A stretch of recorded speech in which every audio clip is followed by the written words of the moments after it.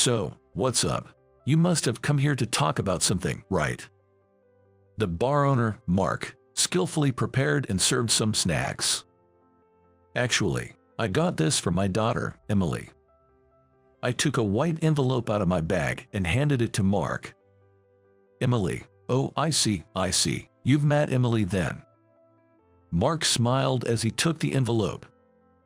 No, I haven't seen or contacted Samantha or Emily for 21 years. I haven't even told them where I moved to, but this arrived 3 days ago. Mark was surprised as he looked inside the envelope. This is an invitation of wedding. I nodded solemnly. After divorcing Samantha, I immediately moved to a small apartment. Of course, I didn't tell Samantha where I was moving to. Why did Emily send me an invitation? It's obvious, she wants to invite you, Jason. But I was a father who couldn't even properly celebrate her birthdays.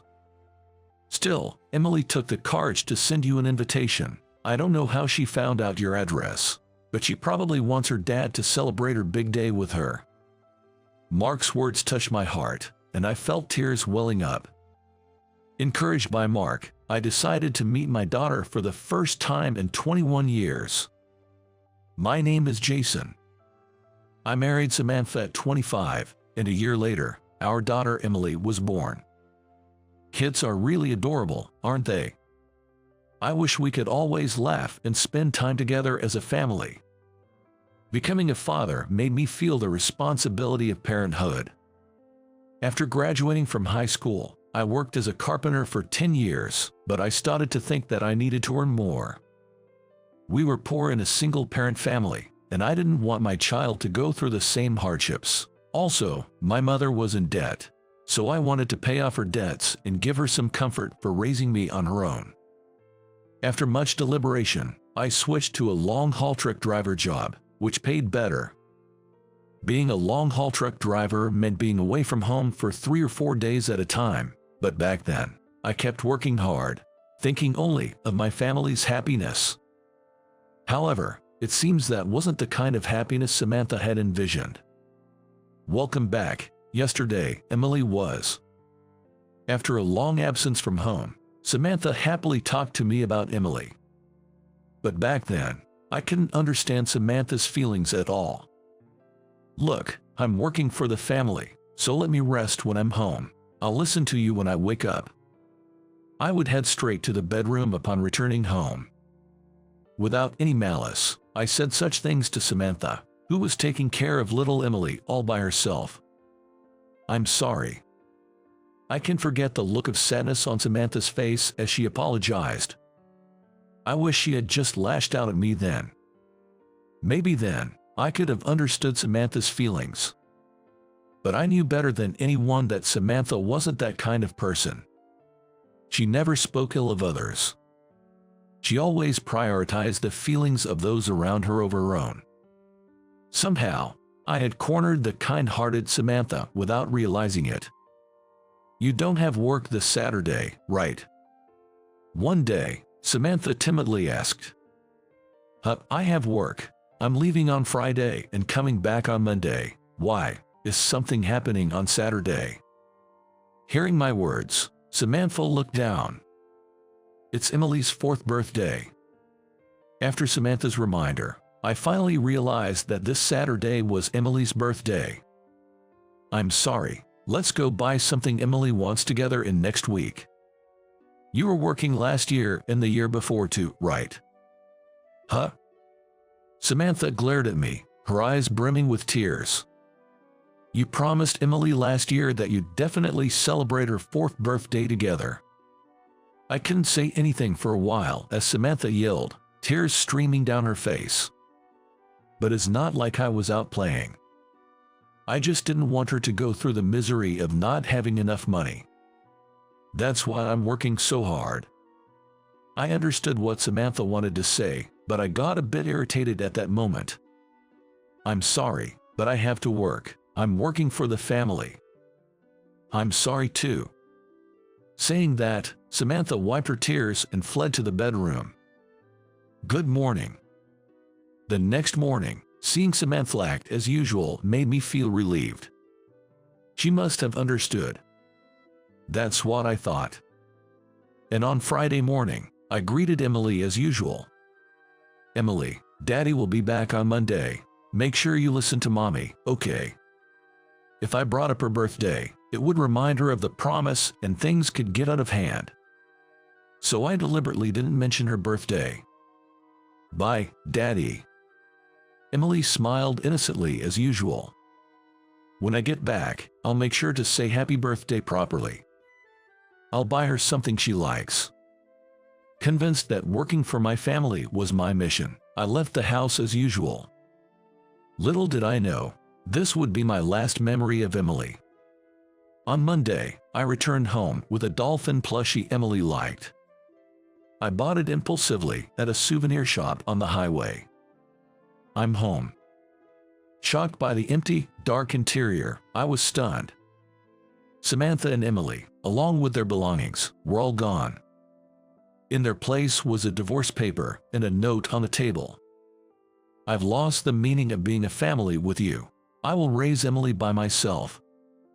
The note mentioned that Samantha's parents were furious and insisted I never visit their home. I just collapsed there, feeling drained. What I'm doing? I have completely failed to understand Samantha's feelings. Only regrets rushed in. Despite the note warning me not to come, I drove 3 hours to my in-laws' house in a hurry. As expected, my in-laws turned me away, not letting me see Samantha or Emily. "That's why we were against your marriage. Look at how worn out Samantha is. You probably don't know, but she's been seeing a psychiatrist." I had no idea about any of this. Samantha never mentioned. My mother-in-law sharply rebuked me as I tried to explain I hadn't heard any of this before. "You never listened. You're hardly ever home, and when you are, you go straight to your bedroom. Never show your face to us again." I couldn't argue any further. Samantha was an only child, cherished and raised carefully by her parents. Her father worked for a major company and intended to marry Samantha off to someone well-raised and from a good background. Then there was me, with less education. Being from a single-parent family and poor, with not a great income, my in-laws were always against my marriage to Samantha. Yet, I went to persuade them time and again. "I will definitely make Samantha happy. I won't let you regret this. Please believe in me and let me marry Samantha." In the end, my in-laws relented and agreed to our marriage. So, causing Samantha sadness and even driving her to the point of needing medical attention was unforgivable.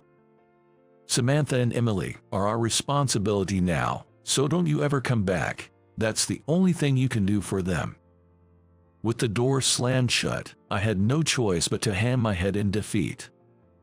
As my father-in-law said, all I could do now was accept the divorce and disappear from their lives. What followed is a blur. A few days later, I received a business-like email from Samantha. "I've filed the papers. No reply necessary," and just like that, Samantha, Emily, and I became strangers to each other. Time passed, and it's been 21 years since the divorce. Now, I find myself in front of a bar. The sign out front reads "Closed today." Every Wednesday is a regular holiday, right? As I turn to leave, disheartened, "Hey, is that you, Jason?" I was unexpectedly greeted by Mark, the bar owner, who happened to come out. "It's been a long time." "It really has. Come in." "But, isn't it your day off today?" "It's my day off, so we can talk freely, just the two of us." Mark invited me in with his warm smile. Sitting at the counter, Mark quickly served up a beer.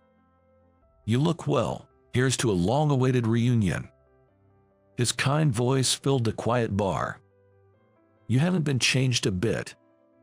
I found comfort in the unchanged interior of the bar. "Has it been 10 years? No, 20 years. It's been 21 years. I'm sorry I couldn't show my face around here." I apologized to Mark. So much time has passed. I'm really glad to see you're doing well. Thanks for stopping by. Back when I was a carpenter, I used to come here often, brought by my seniors. Eventually, I started coming here on my own, and Mark listened to all sorts of my stories. To me, without a father, Mark, who was 20 years my senior, was like a father figure. So, what's wrong? You have something to talk about, right? Mark skillfully prepared some snacks and served them. Actually, I received this from Emily. I took out a white envelope from my bag and handed it to Mark. Emily, oh, I see. You've met Emily then. Mark smiled as he took the envelope. No, I haven't seen or been in touch with Samantha or Emily in 21 years. I didn't even tell them my new address, but this arrived 3 days ago. Mark was surprised as he looked inside the envelope. Is this a wedding invitation? I nodded in affirmation. After the divorce, I immediately moved to a small apartment. Of course, I didn't tell Samantha my new address. I had no desire to work, shocked as I was, but I pushed myself to keep going until I had paid off my mother's debts. I managed to pay off the debt in 5 years.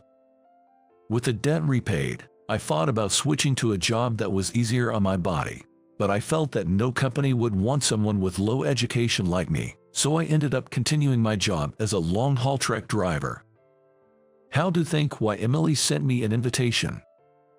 It's obvious, she wants to invite you, Jason. But I was such a father who couldn't even properly celebrate her birthdays. If I show up at the wedding, Samantha and her parents will surely be furious. I suppose Samantha, being kind, she wouldn't speak ill of me to Emily. Emily was too young back then to understand my shortcomings. Even if Emily doesn't think poorly of me and might even want to see me, I believe that Samantha and her parents still hadn't forgiven me. But Emily mustered up the courage to send you an invitation, Jason. I don't know how she found your address, but she probably wants her dad to celebrate her big day with her, I'm sure. Mark's words deeply resonated with me, and I felt tears welling up. By the way, Jason, do you have a new family now? Mark asked hesitantly. No way. My mother passed away 6 months ago, and I'm truly alone now. Being alone is lonely, but the only ones I love are Samantha and Emily. I believe living in a way that doesn't embarrass them is the least I can do to atone for my sins.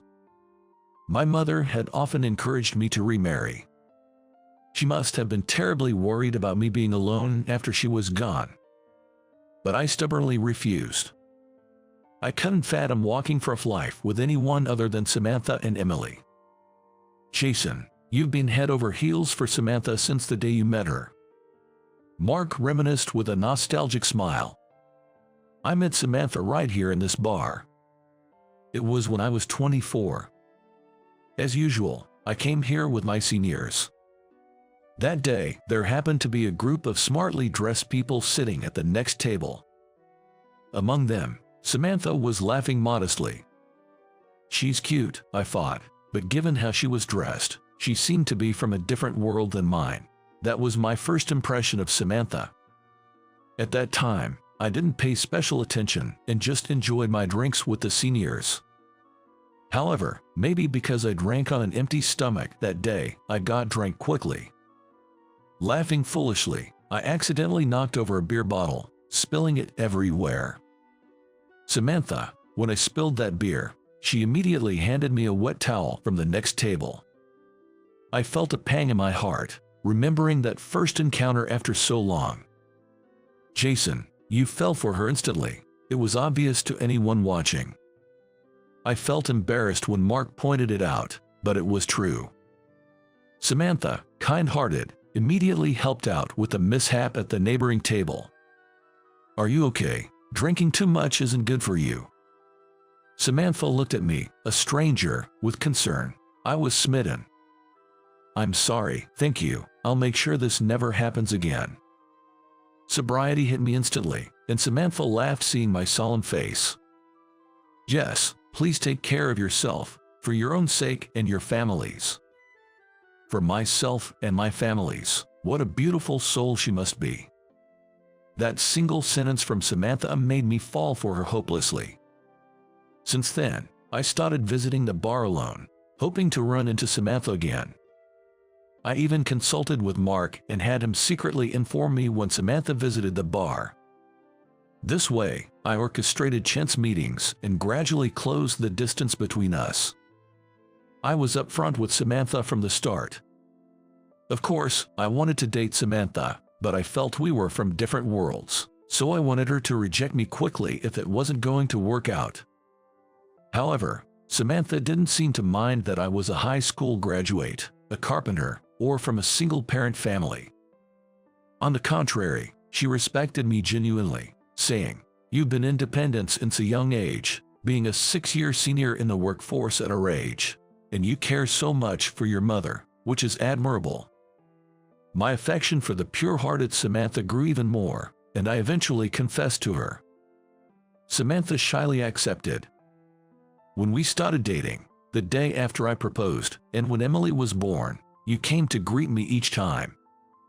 "Well, Mark, you've been like a father to me."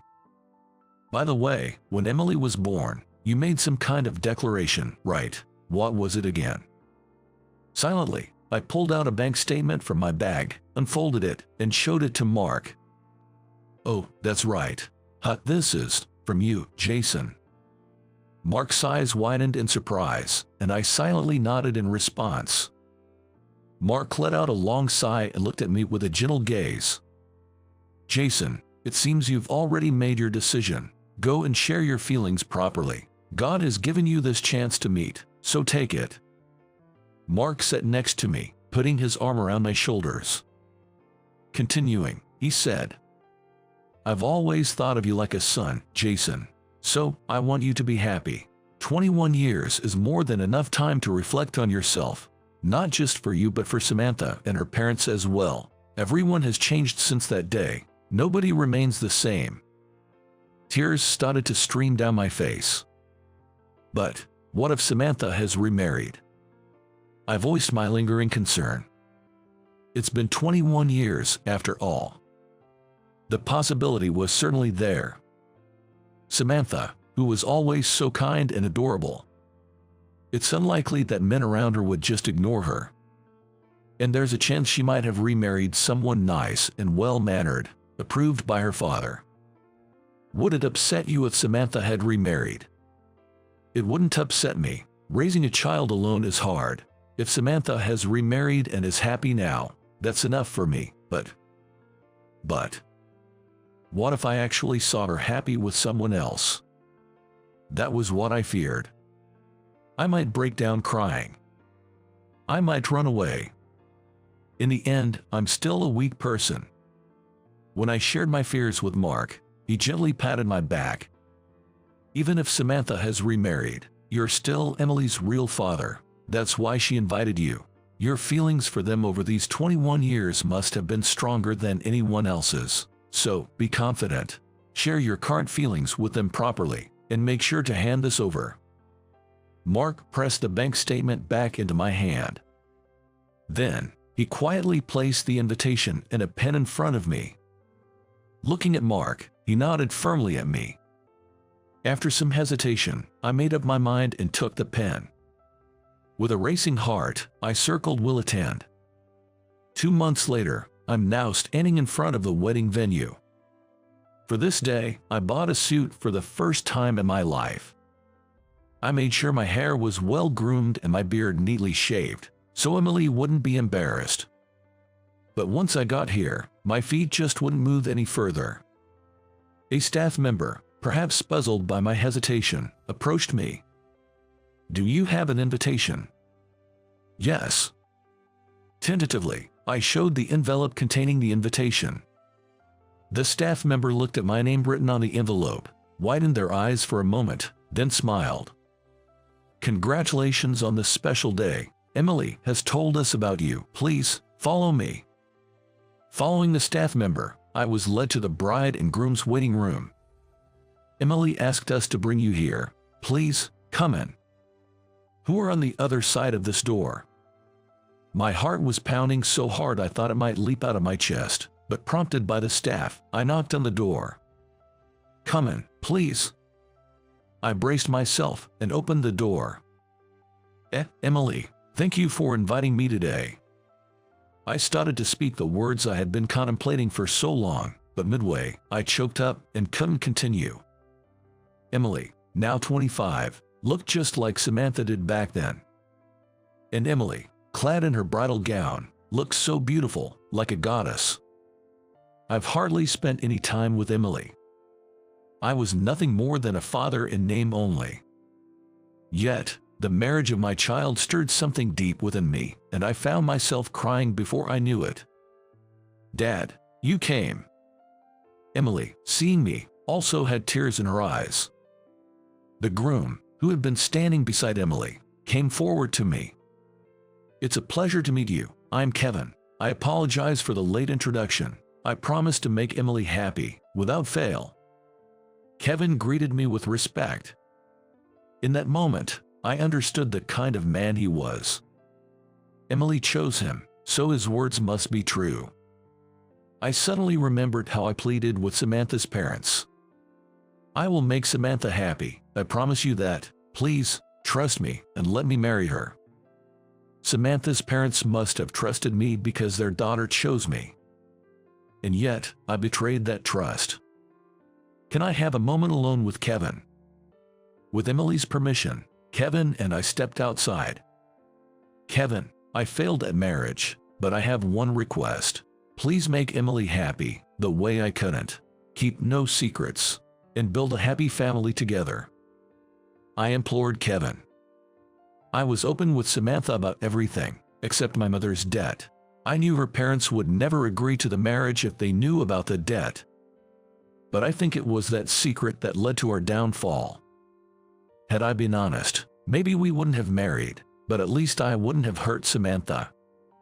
Or if we had married, we could have worked through it together. I prioritized my happiness by wanting to be with Samantha, and it led to this. It's my biggest regret in life, so please, no secrets between spouses. Kevin nodded firmly. Seeing his honest reaction, I felt reassured. "There's one more thing I need to ask of you."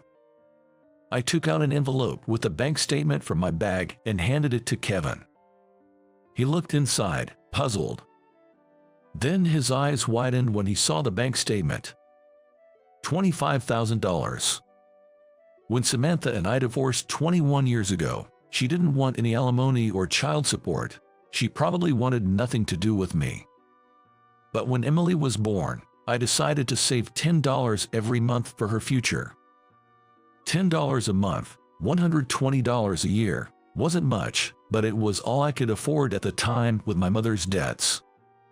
After paying off the debt, I was able to save more, and including the wedding gift, the savings amounted to $25,000. Could you use this for Emily's sake? Kevin immediately tried to refuse. "No, please give it to Emily from you. Tell her it's from her dad. It's not too late to convey your feelings." Kevin looked at me intently. "Emily was really looking forward to meeting you. She intended to hand-deliver the invitation. She went all the way to your house.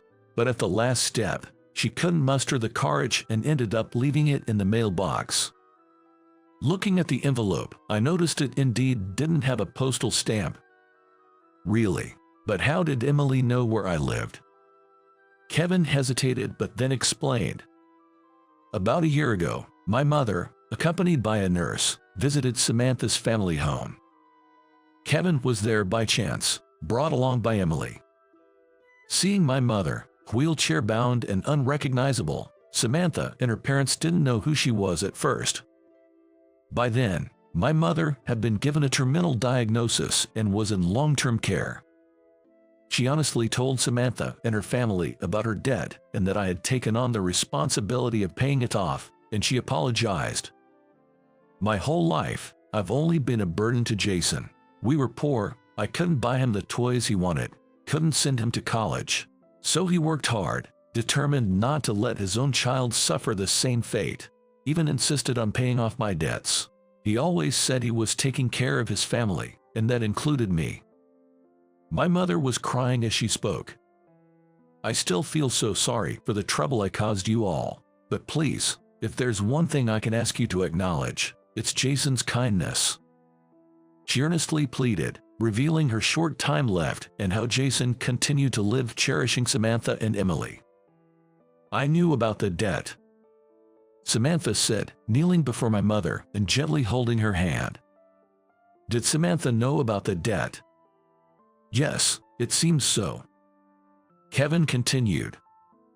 "She understood you were trying hard for the family, but she wished you had shared everything with her, being family." Samantha said that with a distant look in her eyes.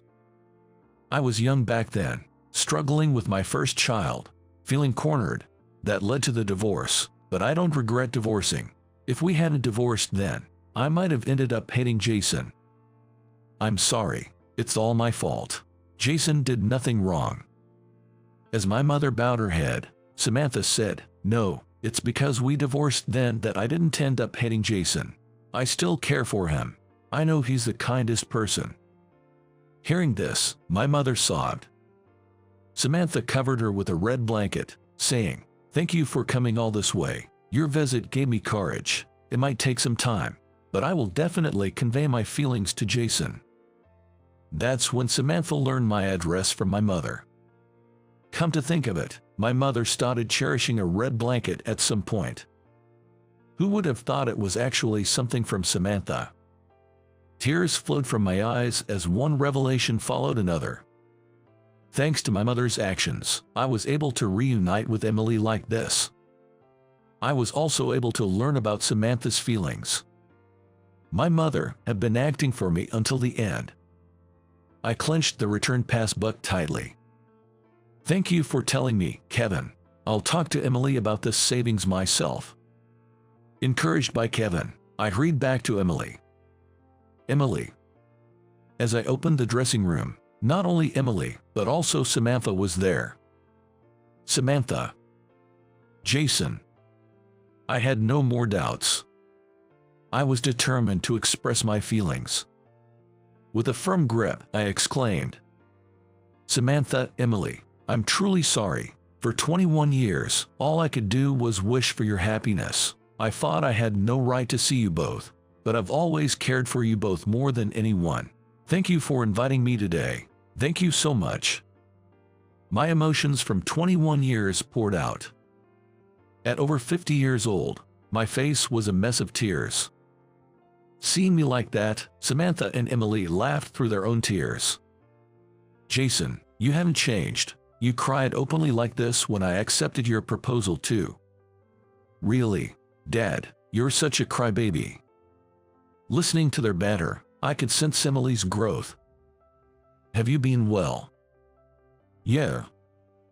"Not drinking too much?" "Not at all."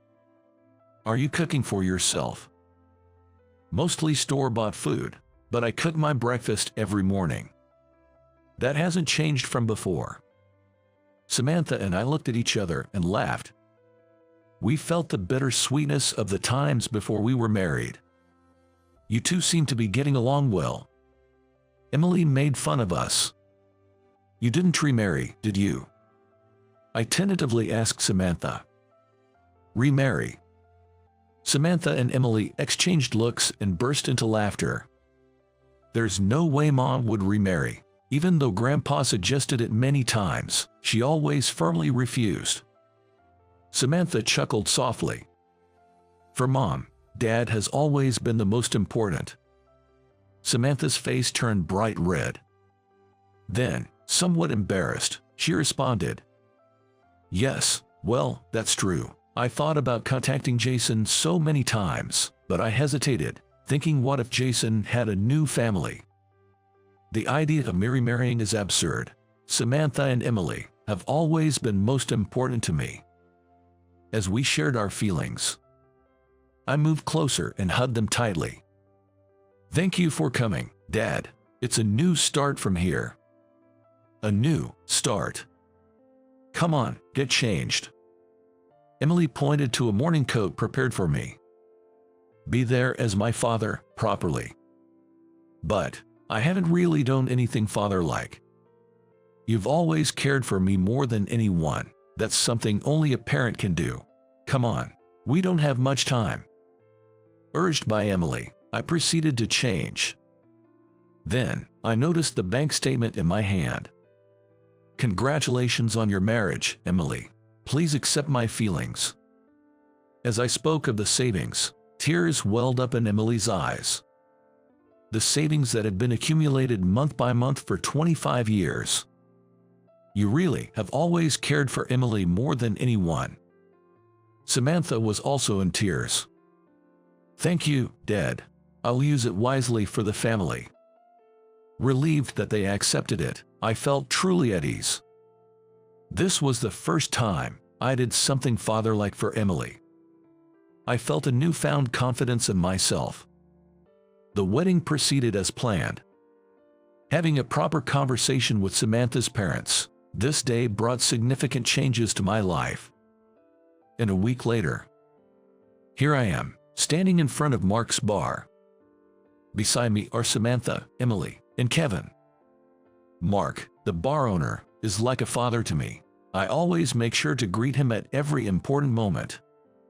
With that, I energetically opened the bar's door. "Welcome." Mark warmly smiled upon seeing us four. "Mark, I remarry Samantha." Mark's eyes widened in surprise for a moment. "Is that so? Congratulations, and congratulations to you too, Emily and Kevin." Yes, that's wonderful. I'm so happy for all of you to be happy."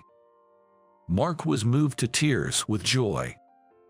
We all exchanged smiles. "Yes, we're very happy now.